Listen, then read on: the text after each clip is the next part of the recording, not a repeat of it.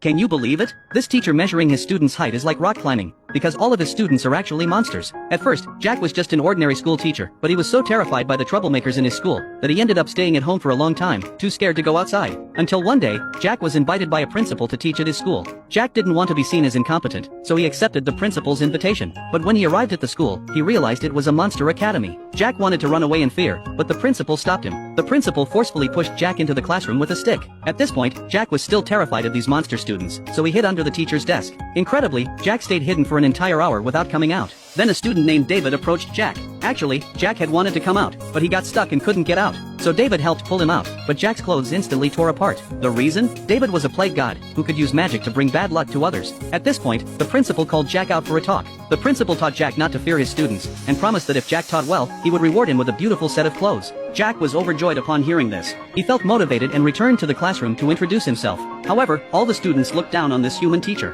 What they didn't know was that Jack was the most feared being among all monsters, because Jack was actually a descendant of Abe no Saimai, the greatest Onmyoji, a practitioner of Japanese occult arts in history.